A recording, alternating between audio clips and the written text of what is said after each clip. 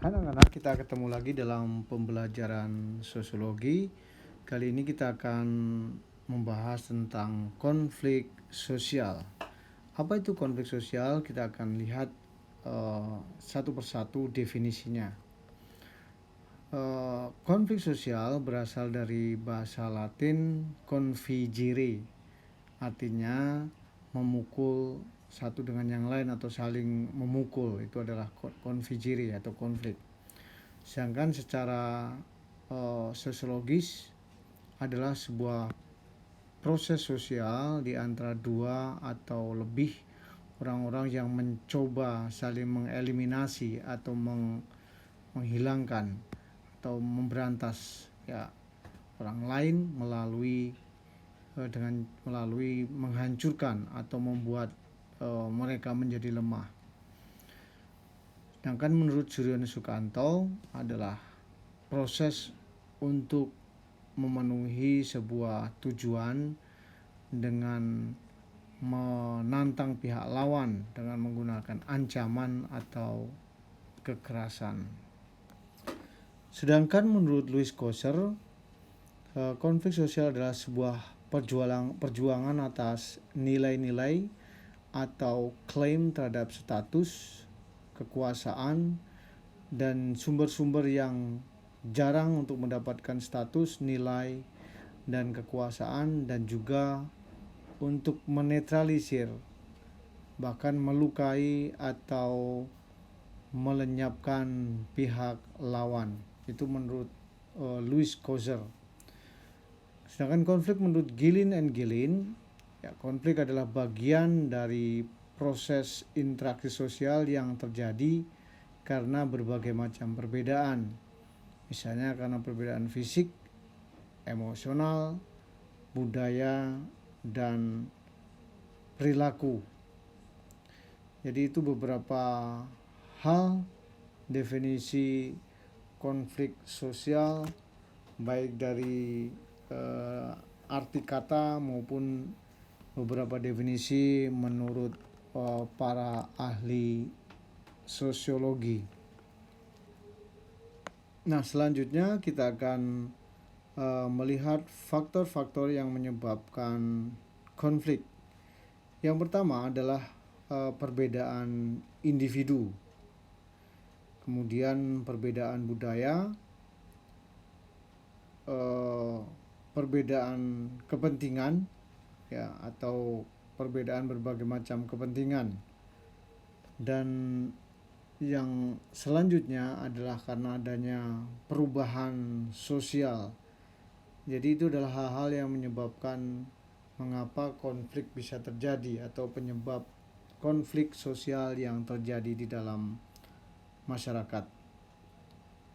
Nah, kita akan lihat dampak dari konflik. Jadi konflik sosial itu juga mengandung aspek positif, tidak hanya yang negatif, tapi juga ada aspek positif dari sebuah konflik. Yang pertama, aspek positif dari konflik adalah dapat memperjelas aspek-aspek kehidupan yang masih belum jelas dalam penafsiran. Jadi konflik akan memperjelas penafsiran terhadap aspek-aspek kehidupan. Kemudian yang kedua, aspek yang positif kedua adalah memungkinkan norma dan juga penyesuaian kembali nilai-nilai. Maksudnya penyesuaian kembali nilai dan norma di dalam kelompok yang berkaitan dengan kebutuhan hidup mereka. Yang ketiga, konflik juga dapat memicu solidaritas di antara anggota kelompok, jadi menguatkan ke dalam Yang keempat, dapat mengurangi ketergantungan di antara individu maupun kelompok. Yang kelima, dapat menstimulasi norma-norma yang lama dan menjadi hidup untuk menciptakan norma-norma yang baru. Yang keenam, dapat menciptakan keseimbangan di antara kelompok-kelompok yang sedang bertikai atau sedang berkonflik. Itu adalah dampak dari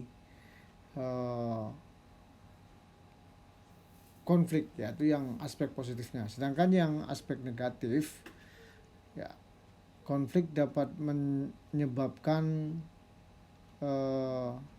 disintegrasi atau perpecahan, ya, perpecahan hubungan di antara kelompok maupun individu.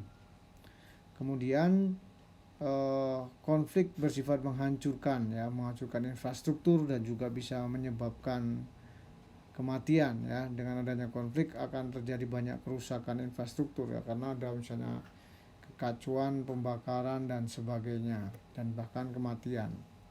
Yang ketiga, konflik, aspek negatif dari konflik adalah bisa menyebabkan perubahan kepribadian dari seorang individu, ya. Mungkin ketika terjadi damai individu biasa-biasa saja, tetapi ketika konflik menciptakan individu yang selalu curiga terhadap orang lain, ya, berprasangka buruk terhadap orang lain dan sebagainya. Aspek negatif yang keempat, konflik bisa menyebabkan dominasi di antara kelompok yang lebih kuat terhadap kelompok yang lebih lemah, ya. Dominasi berarti kelompok yang kuat menguasai kelompok-kelompok yang lemah. Itu adalah pengaruh dari konflik secara negatif. Jadi kalian tinggal menghafalkan aja yang positif, ya, karena yang negatif akan lebih gampang untuk diingat terkait dengan konflik sosial ini. Setelah melihat dampak dari konflik sosial, kita akan mencoba melihat antara konflik dan kekerasan. Kita akan membandingkan apa itu konflik dan apa itu kekerasan. Terlebih dahulu kita akan bicara tentang konflik. Ketika kita berbicara tentang konflik, itu menyebabkan sikap tidak suka, ya. Konflik itu adalah sebuah sikap tidak suka, kemudian kebencian dan kemarahan, itu adalah konflik. Nah, itu semua akan menjadi kekerasan atau violence ketika perilaku itu diekspresikan dengan beberapa tindakan yang sifatnya menghancurkan orang lain atau melukai orang lain. Dan itulah yang akan menjadi sebuah aksi kekerasan. Dengan kata lain, kekerasan adalah sebuah kelanjutan, ya. Kekerasan itu adalah kelanjutan dari konflik sosial yang terjadi di masyarakat. Oke, sampai di sini penjelasan kita tentang konflik sosial. Terima kasih.